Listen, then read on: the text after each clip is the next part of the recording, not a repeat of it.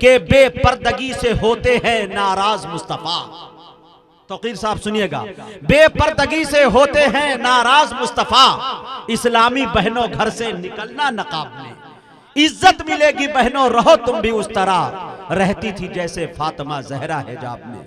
آئے نگر یقین میرے سینے کو چیر دو، نام نبی ہی پاؤ گے دل کی کتاب میں، سب کچھ لکھا ہوا ہے خدا کی کتاب میں، جتنی بھی خوبیاں ہیں رسالت مآب میں۔ بڑے ادب کے ساتھ اور میں جناب حضرت مولانا غلام مصطفیٰ صاحب امام و خطیب جامع مسجد سے میں گزارش کر رہا ہوں کہ حضرت تشریف لائے اور اپنی قیمتی باتوں سے ہم سامعین کو نوازیں۔ حضرت تشریف لائے۔ رونق افروز علماء کرام، شعراء اعظام، معزز سامعین، پردہ نشین خواتین، مائیں اور بہنیں، آج کا یہ جلسہ جیسا کہ آپ سبھی کو معلوم ہے جلسہ اصلاح معاشرہ و توسیع مسجد ہے، اس لیے آج کے اس جلسے میں جہاں مجھے حاضری کا شرف حاصل ہوا ہے اور تھوڑی سی گفتگو کا موقع ملا ہے، اس دونوں عنوان سے مختصر سی گفتگو میں آپ کے سامنے کرنا چاہتا ہوں۔ بس آدھا گھنٹے میں انشاءاللہ بات پوری ہوگی، آپ حضرات توجہ سے سماعت فرمائیں اور دل جمعی کے ساتھ بیٹھیں۔ جلسہ اصلاح معاشرہ بھی ہے اور تعمیر و توسیع مسجد بھی ہے۔ مسجد اللہ کی عبادت کا گھر ہے، اسلام کا آغاز مکۃ المکرمہ سے ہوا، وہاں دنیا کی سب سے پرانی مسجد کعبۃ اللہ شریف پہلے سے موجود تھا، لیکن آپ صلی اللہ علیہ وسلم کو اور آپ کے ماننے والوں کو ابتدائی زمانے میں وہاں عبادت کی اجازت نہیں تھی۔ حضرت عمر رضی اللہ تعالی عنہ نے اسلام قبول کیا، مسلمانوں کی تعداد بڑھی اور وہ دن آیا کہ اعلان عبادت کی گئی اور عبادت کا اعلان کیا گیا، لیکن مکی دور میں مسلمان دبے ہوئے تھے، کچلے ہوئے تھے، ان کو ستایا گیا تھا۔ ایک وقت آیا کہ آپ صلی اللہ علیہ وسلم نے ہجرت کی، آپ کے ساتھ صحابہ کرام نے ہجرت کی۔ جب آپ نے مدینے کا سفر کیا، ابھی آپ مدینہ کی اصل جگہ جہاں مسجد نبوی ہے اور جہاں آپ کے گھر بنے ہوئے تھے، ابھی آپ وہاں نہیں پہنچے ہیں۔ وہاں سے پہلے ایک جگہ ہے قباء، آپ صلی اللہ علیہ وسلم نے وہاں قیام کیا اور آپ نے اسلام کی پہلی مسجد کی وہاں بنیاد ڈالی، اس کو مسجد قباء کہتے ہیں۔ وہاں سے آپ اصل جگہ پہنچے، پھر آپ نے مدینہ پہنچ کر سب سے پہلے جس بات کی فکر کی ہے وہ مسجد کے قیام کی فکر ہے۔ ابھی آپ کا قیام حضرت ابو ایوب انصاری رضی اللہ تعالیٰ عنہ کے گھر میں ہے، ابھی آپ کا مکان نہیں بنا ہے، آپ کی رہائش کا مستقل انتظام نہیں ہوا ہے۔ آپ کو اگر فکر ہے تو مسجد کی فکر ہے، آپ نے مسجد کی فکر کی، اس کے لیے ایک جگہ خالی پڑی تھی اور وہ جگہ 2 یتیم بچوں کی تھی۔ آپ صلی اللہ علیہ وسلم نے ان بچوں کو بلایا اور کہا کہ میں یہاں مسجد بنانا چاہتا ہوں، آپ یہ زمین مجھے دے دیں۔ ان دونوں یتیم بچوں نے کہا ہم بخوشی بلا قیمت یہ مسجد آپ کو دیتے ہیں۔ آپ صلی اللہ علیہ وسلم نے کہا نہیں، آپ دونوں یتیم ہیں، بلا قیمت ہم یہ زمین نہیں لیں گے۔ آپ نے ان کے چچا سے جو ان کے ولی تھے گفتگو کی اور اسلام کی دوسری مسجد نبوی کی آپ صلی اللہ علیہ وسلم نے بنیاد رکھی۔ اور جوش و خروش کا عالم یہ ہے کہ کھجور کے تنے سے مسجد بنائی جا رہی ہے، اس کا جو چھپر ہے اس میں کھجور کے پتے لگے ہوئے ہیں، بڑے بڑے صحابہ اس کی تعمیر تعمیر میں شریک ہیں، آپ صلی اللہ علیہ وسلم بنفس نفیس شریک ہیں۔ صحابہ آپ سے درخواست کر رہے ہیں حضور آپ صرف نگرانی کریں، ہم یہ کام کرنے کے لیے کافی ہیں، لیکن آپ نے خود اس میں حصہ لیا۔ اسلام کا دائرہ اور وسیع ہوا، فتوحات کا دروازہ کھلا، مسلمان بڑی تعداد میں ہو گئے۔ سن 7 ہجری کا موقع ہے، مسجد تنگ ہو گئی، اس کے قریب ایک انصاری کی زمین ہے، آپ صلی اللہ علیہ وسلم نے ان سے کہا، انہوں نے کہا کہ حضور ہم یہ زمین آپ کو دے سکتے ہیں لیکن بڑی اسرت اور تنگی ہے۔ آپ صلی اللہ علیہ وسلم نے اعلان کیا کون ہے جو اس زمین کو خرید کر مسجد میں دے اور اس کے بدلے جنت خرید لے؟ حضرت عثمان غنی، جن کو آج بھی دنیا غنی کے نام سے جانتی ہے، بہت مالدار صحابی ہیں اور حضور کے داماد ہیں، ایک نہیں دو بیٹیاں آپ کی یکے بعد دیگرے ان کے نکاح میں پہنچی ہیں۔ حضرت عثمان رضی اللہ تعالیٰ عنہ نے اس انصاری کی زمین کو خرید کر مسجد میں شامل کر دیا اور مسجد کی توسیع ہو گئی۔ یہ سن 7 ہجری کا واقعہ ہے۔ پھر مسلمان جہاں پہنچے، جہاں فتوحات ہوئے، وہاں نئی نئی مسجد بن گئی۔ آپ کے ہندوستان میں شروع دور سے لے کر اب تک مسجدوں کی ایک تاریخ رہی ہے۔ اسلامی حکومت کا زمانہ کیا پوچھنا ہے، ہندوستان کی آج بھی سینکڑوں مسجدیں ہیں جو بے مثال ہیں، بے نظیر ہیں اور فن تعمیر کا اعلیٰ نمونہ ہیں۔ آج بھی بڑے سے بڑے خرچ سے لوگ ویسی مسجد تیار نہیں کر پا رہے ہیں۔ جہاں ان بادشاہوں کا ذوق معلوم ہوتا ہے، وہیں مسلمانوں کی رغبت اور مسلمانوں کی دلچسپی کا بھی اندازہ ہوتا ہے کہ انہوں نے کیسی کیسی مسجدیں تعمیر کی ہیں بادشاہ کی رہنمائی میں اور اپنے خرچ پر۔ لیکن ملک جب آزاد ہوا، یہاں جمہوری نظام بنا، یہاں مساجد کو آزادی دی گئی، لیکن کبھی کبھی ہمیں ڈرایا جاتا ہے، دھمکایا جاتا ہے۔ ابھی سے تقریباً 20 سال پہلے کا زمانہ ہے، سن 2000 یا 2001 کی بات ہے، پارلیمنٹ میں ایک بل پاس ہونے جا رہا تھا کہ اگر کوئی مسجد میں تالا لگانا چاہے تو آپ کو انتظامیہ سے اجازت اور پرمیشن لینا پڑے گا۔ مسجد کی ایک دیوار کی تعمیر کرنی ہو تو آپ کو پوچھنا پڑے گا، نئی مسجد بنانی ہے آپ کو پوچھنا پڑے گا۔ اس ملک کو ہم نے خون پسینے سے سینچا تھا، اس ملک کی ہم نے آبیاری کی تھی، اس ملک کو ہم نے سجایا تھا اور سنوارا تھا، اس ملک کو مسلمانوں نے وہ کچھ دیا ہے کہ دنیا اس کو بھول نہیں سکتی ہے۔ لیکن آزادی کے بعد جب یہاں کا نظام بدلا اور وہ لوگ دنیا سے رخصت ہو گئے جو آزادی کی جنگ میں براہ راست شریک تھے، تو ان لوگوں کی نیتیں خراب ہوئی اور اس طرح کے قوانین بننے لگے۔ ہندوستان کی مشہور ملی تنظیم جمعیت علماء کے اس وقت کے صدر حضرت مولانا اسد مدنی رحمۃ اللہ علیہ نے پورے ملک میں سینکڑوں نہیں ہزاروں جلسے کیے، اور مجھے وہ واقعہ یاد ہے، مئو کی سرزمین میں تشریف لائے۔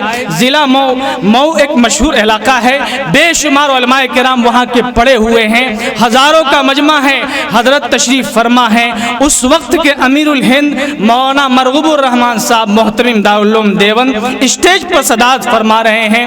حضرت نے اعلان کیا کہ اگر حکومت یہ بل واپس نہیں کرتی ہے تو میں تمام مسلمانوں سے گزارش کروں گا کہ صرف 1 اینٹ اور 1 روپیہ چندہ دے۔ ابھی سے 20 سال پہلے کی بات ہے، مسلمان جوش و خروش میں تھے۔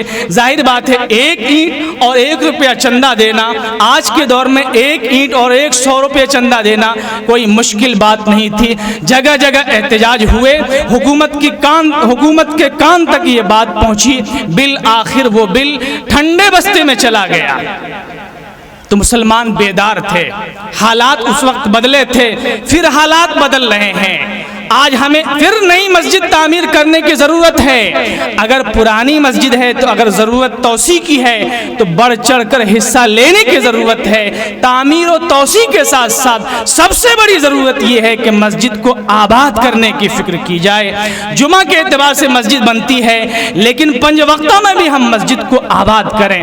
ہمارے نوجوان اس بات کا عہد کریں کہ انشاءاللہ لہو و لعب کی زندگی سے توبہ کریں گے، اللہ کے حضور حضور سجدہ کریں گے، اللہ کو منانے کی کوشش کریں گے۔ ملک کے حالات تبدیل ہو رہے ہیں، سفر کرنا مشکل ہو رہا ہے، خوف اور ہراس کا ماحول چھایا ہوا ہے، لیکن ملک کا دستور جمہوری دستور ہے، اس لیے مسلمانوں کو ملک کے دستور پر بھی یقین ہے اور اپنے اللہ کی ذات پر تو پہلے ہی سے یقین ہے۔ ہم کو اپنی محنت کرنی ہے، ورنہ صرف اسلامی حکومت سے کچھ نہیں ہوتا۔ اگر مسلمانوں کا ذہن بگڑ جاتا ہے تو 800 سال کی حکومت مرتبہ میں چھن جاتی ہے۔ مسلمانوں کا مزاج بدلتا ہے تو اس سرزمین پہ ہم نے 800 سال حکومت کی ہے، 600 سال تو باقاعدہ ہے، لیکن ہماری حکومت چھن گئی تو صرف حکومت سے، دولت سے کچھ نہیں ہوتا۔ البتہ اسلامی مزاج اگر رہے گا، مسجد کی فکر ہوگی، مسجد تعمیر کرنے کی بھی اور مسجد کو آباد کرنے کی بھی، تو انشاءاللہ اس صفحہ ہستی سے اللہ کے سوا ہمیں کوئی مٹا نہیں سکتا ہے۔ اگر کوئی مٹانے کی کوشش کرے گا وہ خود مٹ جائے گا، اور اگر ہم بھی اس راستے میں کامیاب ہو گئے تو پھر شہید ہو کر جائیں گے، ورنہ غازی ہو کر آباد رہیں گے۔ عہد کریں انشاءاللہ العزیز مسجد کی تعمیر و توسیع میں بڑھ چڑھ کر حصہ لیں گے۔ اللہ کا شکر ہے 50 سال پہلے لوگ غربت میں تھے، افلاس میں تھے، ابھی 20 سال 25 سال پہلے سے اچھی خاصی آمدنی مسلمانوں کی بڑھ گئی ہے۔ نوجوانوں نے بہت کمایا ہے، اس گاڑی کمائی کا حصہ اپنے ماں کے نام، باپ کے نام، خود اپنے نام مسجد میں لگائیے، اور ساتھ ساتھ مسجد میں خود پہنچیے، اپنے بچوں کو لے کر پہنچیے، اپنی بیویوں کو گھر میں تاکید کیجئے، مسجد کو مرکز بنائیے۔ آپ کے مدرسوں کے بند کرنے کی تیاری ہو رہی ہے، مکتب کو مضبوط کیجئے اور مسجد سے اپنے رشتے کو مضبوط کیجئے۔ مسجد سے ہمارا رشتہ مضبوط ہوگا، انشاءاللہ پروردگار عالم سے ہمارا رشتہ مضبوط ہوگا۔ ہم کو حکومت سے بھیک مانگنے کی ضرورت نہیں ہے، ہم یہاں برابر کے شہری، ہم تو ان سے لڑائی کریں گے، بھیک نہیں مانگتے۔ ہم نے اس کی آزادی میں حصہ لیا ہے، ہمارے علماء نے پھانسی کے پھندے کو سجایا ہے اپنے سروں سے، ہمارے مسلمانوں نے لہو دے کر اس ملک کو سینچا ہے، کوئی ہم کو یہاں سے بھگا نہیں سکتا، آنکھ دکھا نہیں سکتا ہے، لیکن اندرونی طور پہ ہمیں مضبوط ہونے کی ضرورت ہے۔ ہمارا حامی، ہمارا ناصر، ہمارا پروردگار ہے، اپنے تعلق کو اس سے جوڑ لیجئے۔ ایک بات تو یہ کہنی تھی، دوسری بات اصلاح معاشرہ کی ہے۔ اصلاح معاشرہ کے 10 موضوعات ہو سکتے ہیں۔ شراب نوشی ہمارے معاشرے میں عام ہے، اس پر گفتگو ہو سکتی ہے۔ شادی بیاہ میں جہیز ایک بہت بڑی لعنت بن کر ہمارے سامنے ہے، اس پر بھی گفتگو ہو سکتی ہے۔ اس سلسلے میں صرف ہم توبہ کریں کہ انشاءاللہ جہیز نہیں لیں گے اور نہ لینے کا ماحول بنائیں گے۔ اس کے لیے بڑے لوگ پہل کریں، علماء آگے آئیں اور دانشور لوگ آئیں، نیچے کے لوگ خود بخود آپ کی پیروی کریں گے۔ کسی کی دولت سے آپ کا کچھ ہوتا نہیں ہے، ایسے بھکاری آپ بنتے کیوں ہیں؟ اور شراب بھی ہمارے معاشرے میں پھیل رہی ہے، نشہ ہمارے معاشرے میں عام ہو رہا ہے۔ ہمارے نوجوان توبہ کریں، یہ ام الخبائث ہے، تمام برائیوں کی جڑ ہے۔ ارے ہم تو صحابہ کو مانتے ہیں، ہم تو حضور پہ ایمان رکھتے ہیں۔ عربوں کی شراب سے محبت کا یہ عالم تھا کہ 200 سے زائد نام ہے عربی میں شراب کے، 200 سے زائد نام ہے عربی میں شراب کے۔ اسلام آنے کے بعد بھی بعض صحابہ کرام شراب پیتے تھے۔ ابتدائی دور میں اسلام کا حکم ابتدا میں آ گیا کہ شراب میں گناہ ہے، شراب میں نقصان ہے۔ میں مختصر کر رہا ہوں، شراب میں نقصان ہے، گناہ ہے۔ بعض لوگوں نے سمجھ لیا کہ یہ حرام ہونے والی ہے، چھوڑ دیا، لیکن پورے طور پر چھوڑے نہیں تھے۔ حال یہ تھا کہ مسجد میں جا رہے ہیں، شراب کی حالت میں ہیں، کچھ پڑھ رہے ہیں اور کچھ ہو جا رہا ہے۔ قرآن کی آیت نازل ہوئی، یا ایھا الذین آمنوا لا تقربوا الصلاۃ وانتم سکارا، اے لوگوں نماز کی حالت میں اور شراب کی حالت میں نماز کے قریب مت ہو، یعنی شراب پی کر نماز مت پڑھو۔ تو صحابہ کرام نے پرہیز کرنا شروع کیا، ظہر، عصر، مغرب ان اوقات میں شراب نہیں پیتے، یا تو سونے کے بعد پیتے تھے یا پھر صبح پیتے تھے۔ پھر اس کے بعد باقاعدہ حکم آ گیا انما الخمر والمیسر والانصاب والازلام رجس من عمل الشیطان فاجتنبوہ. شراب، جوا، پانسا، یہ سب کے سب گندے اعمال ہیں، یہ سب شیطانی اعمال ہیں، ان سے بچو. باقاعدہ حکم آ گیا.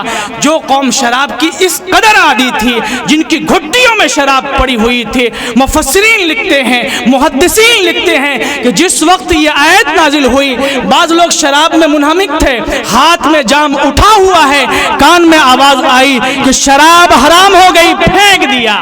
جن کے مٹکے شراب سے بھرے ہوئے تھے انہوں نے مٹکے گلیوں میں انڈیل دیے. مدینہ کی گلیوں میں شراب بہنے لگی.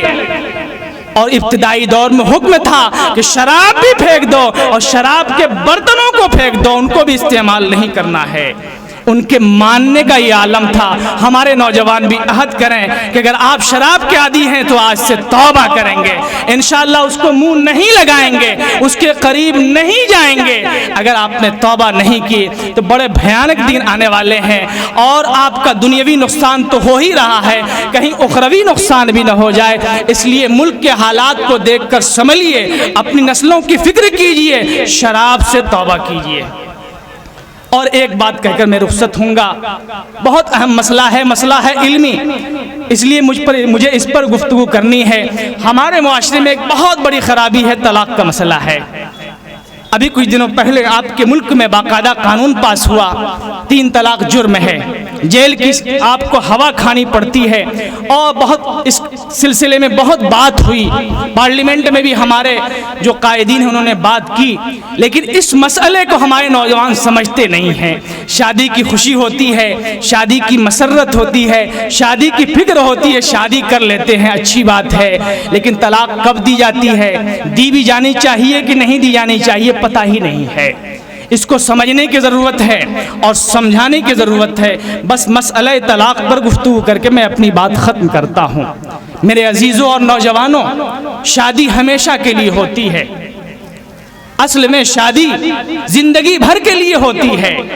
اللہ کے نام پر آپ ایجاب و قبول کرتے ہیں اور ایک ایسی لڑکی کو اپنے نکاح میں لاتے ہیں جو بعض دفعہ آپ کے ماحول کی نہیں ہوتی ہے، دوسرے گھر کی ہوتی ہے، دوسرے ماحول کی ہوتی ہے، کبھی آپ سے اچھے خاندان کی ہوتی ہے، کبھی کچھ نیچے ہوتی ہے، لیکن 2 بول کے ذریعے اس کو آپ اپنی زندگی میں داخل کرتے ہیں.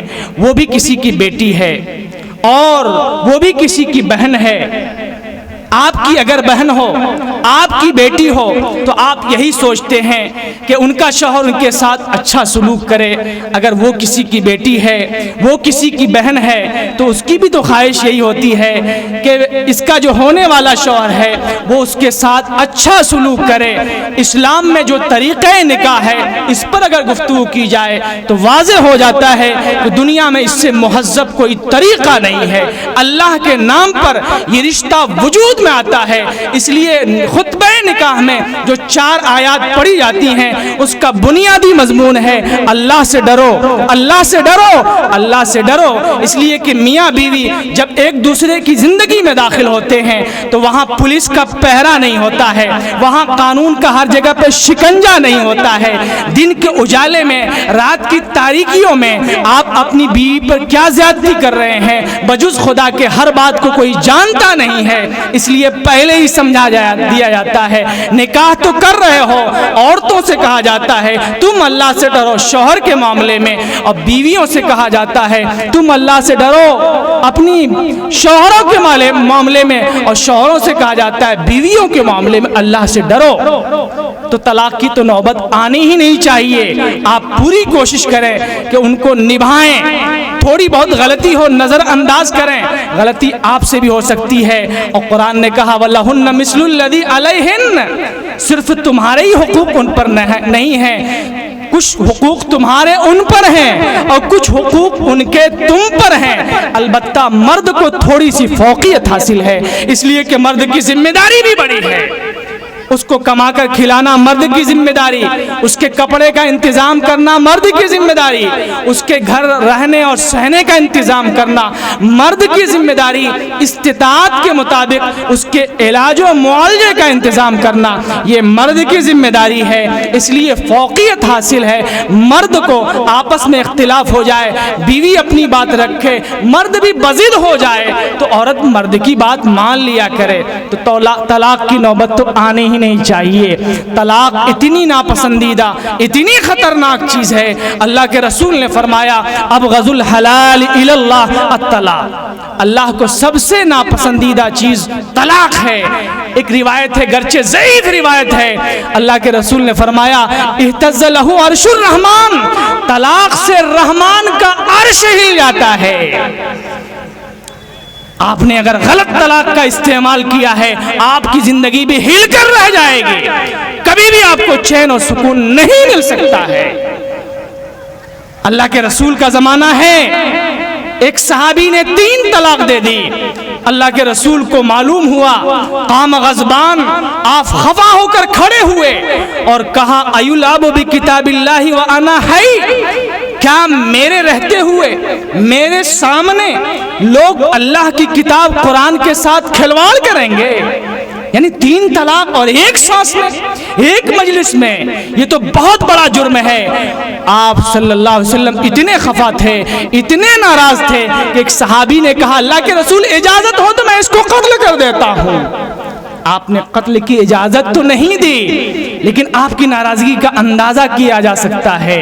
اسی سے نوجوانوں کو سمجھنا چاہیے کہ طلاق کوئی کھلواڑ نہیں ہے، اور طلاق غصہ میں دینے کی چیز نہیں ہے۔ لوگ کہتے ہیں میں نے غصہ میں دے دیا، طلاق غصہ میں دینے کی چیز نہیں ہے۔ اور 3 طلاق آپ نے دی ہے تو حنفیوں کے ہاں 3 طلاق ہوتی ہے، آپ زہر پیئیں گے تو زہر کا تو اثر ہوگا ہی، زہر پینا غلط ہے لیکن اثر تو ہوگا۔ 3 طلاق ایک سانس میں دینا غلط ہے لیکن ہوگی 3 طلاق احناف کے یہاں، تو طلاق تو اولن ہونی نہیں چاہیے۔ اب آئیے قرآن کیا کہتا ہے۔ قرآن نے 4 مرحلہ بیان کیا ہے طلاق دینے سے پہلے۔ ہمارے سارے نوجوان نوٹ کریں اس بات کو، اور نوجوان ہی نہیں بوڑھے بھی نوٹ کریں۔ میں نے اپنی آنکھوں سے ایسے بوڑھوں کو دیکھا ہے عمر 60 سال کی ہو گئی اور بوڑھی بیوی کو 3 طلاق دے دی۔ نوبت یہ آئی کہ بستر مرگ پر ایڑی رگڑ رہا ہے، کوئی خدمت کرنے والا نہیں ہے اور وہ بیوی خدمت کر نہیں سکتی۔ 3 طلاق دے کر آپ نے ہمیشہ کے لیے حرام کر دیا اس کو۔ روتے بلکتے دنیا سے رخصت ہوا۔ ہمارے نوجوان بھی سیکھ لیں اور بوڑھے بھی سبق لیں، کبھی بھی غصہ میں طلاق دینے کی چیز نہیں ہے، یہ کتاب اللہ کے ساتھ کھلواڑ ہے اور اس کی لعنت آپ کے سر برسے گی۔ قرآن نے 4 مرحلہ بیان کیا، بس اسی کو سماعت کریں، بات ختم کروں گا۔ قرآن نے 4 بات کہی ہے نوجوانوں سے خاص طور سے کہ پہلے تم میاں بیوی کی غلطیوں کو نظر انداز کرو، ایک دوسرے کا خیال کرو، لیکن اختلاف ہو جائے اگر واللاتی تخافون نشوزہن فعظوہن وہجروہن فی المضاجع فإن أطعنکم فلا تبغوا علیہن سبیلا۔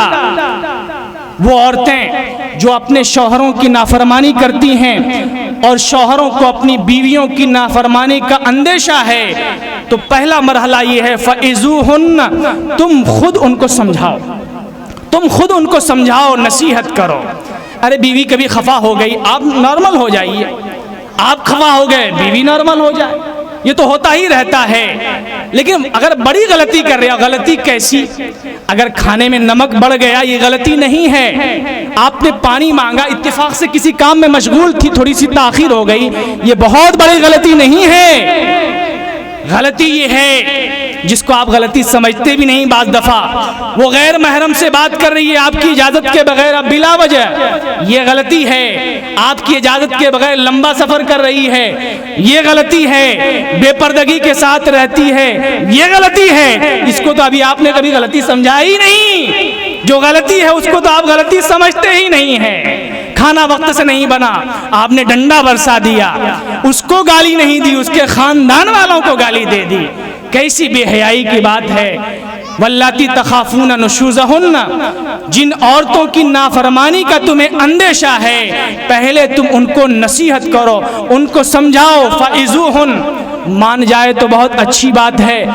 اور کبھی کبھی ایسا ہو جاتا ہے، دیکھیے 16 سال 18 سال میں شادی ہوتی ہے اور یہ عمر انتہائی کچی عمر ہوتی ہے، ہر بات کا اندازہ پورا ہوتا نہیں ہے، نہ لڑکے کو ہوتا ہے نہ لڑکی کو ہوتا ہے، اور بچپن کی عادت ہوتی ہے، وہ طفلانہ عادت کی وجہ سے ہی بعض غلطیاں ہو جاتی ہے۔ سمجھاؤ، اگر نہ مانے وَاہْجُرُوهُنَّ فِي الْمَضَاجِعِ، دوسرا علاج، ان کو خوابگاہوں پر ان کے بستر پہ الگ کر دو۔ میاں اور بیوی دونوں ایک بستر پہ سوتے ہیں رات کے اوقات میں، قرآن کا حکم ہے گھر نہیں چھوڑنا ہے، رہنا ہے اسی کمرے میں، رہنا ہے اسی گھر میں، لیکن بیوی کا بستر علیحدہ کر دو، تم علیحدہ سو جاؤ۔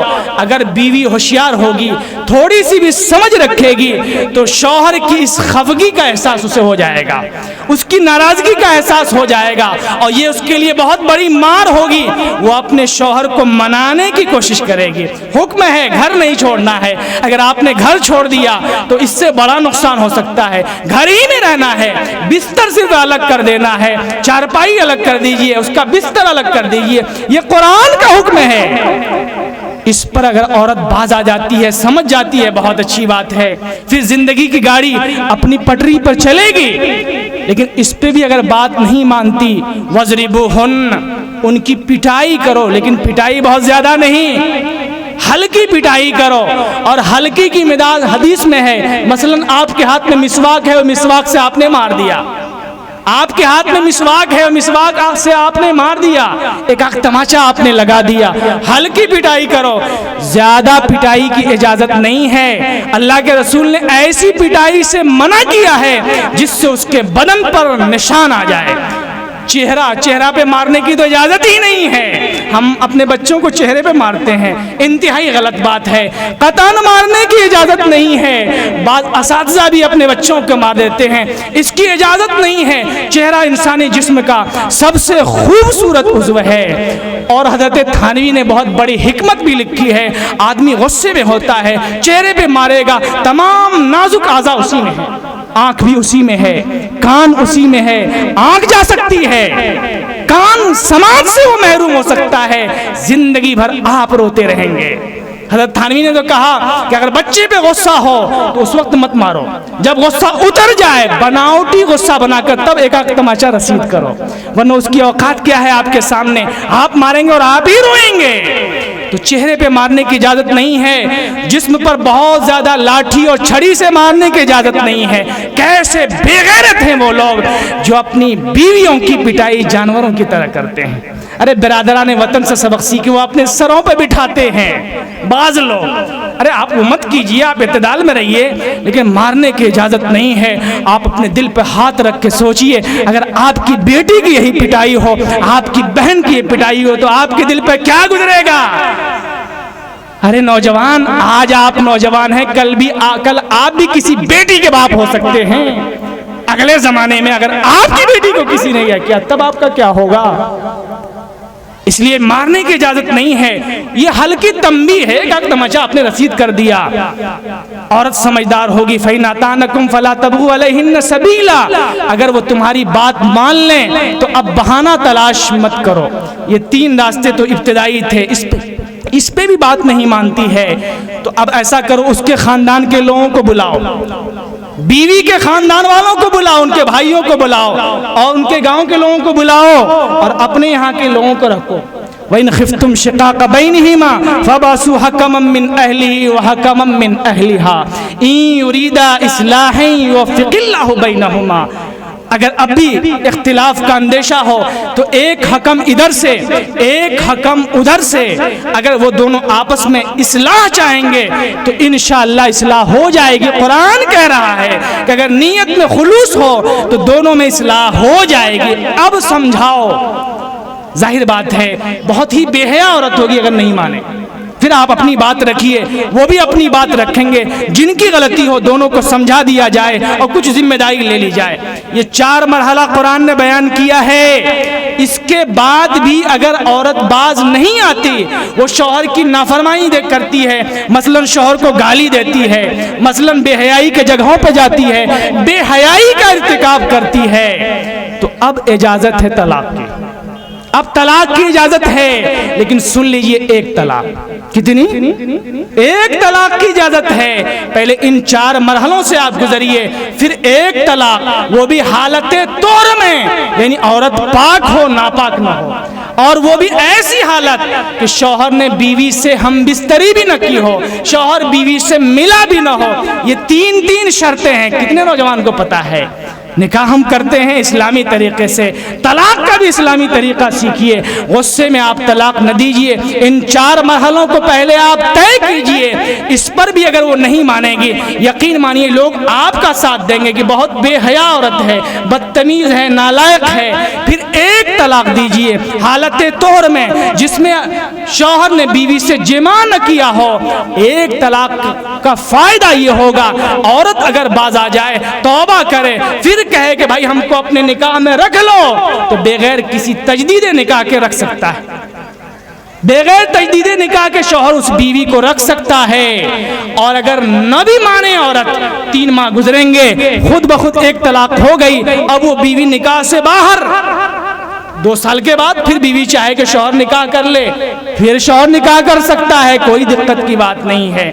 دیکھا آپ نے فلسفہ طلاق، طلاق کا حکم یہ ہے شریعت کی روشنی میں، لیکن 99% لوگ جو طلاق دیتے ہیں اس کا خیال نہیں رکھتے ہیں، ہم خود اللہ کی لعنت کے مستحق بن جاتے ہیں۔ ہمارے نوجوان عہد کریں کہ شادی بھی اسلامی طریقے سے کریں گے اور کوشش کریں گے کہ طلاق کی نوبت نہ آئے۔ عورت ہمیشہ پھول ہی نہیں ہوتی ہے، زندگی میں خار بھی ہوتے ہیں، کانٹے بھی ہوتے ہیں، ابتدائی جوانی میں امنگیں ہوتی ہے اور بڑا خواب دیکھا جاتا ہے، لیکن جو عمر گزرتی ہے آگے بڑھتی ہے، مسائل بڑھتے رہتے ہیں، پھر آخر میں وہی مودت اور محبت رہتی ہے، ایک دوسرے کا خیال رہتا ہے اور جذبہ رہتا ہے۔ جوانی کی وہ امنگیں پھیکی پڑ جاتی ہیں اور سرد پڑ جاتی ہیں۔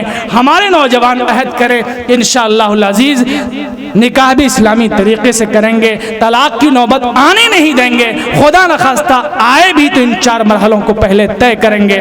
اللہ رب العزت عمل کے توفیق عطا فرمائے۔ وآخر دعوانا الحمدللہ رب العالمین۔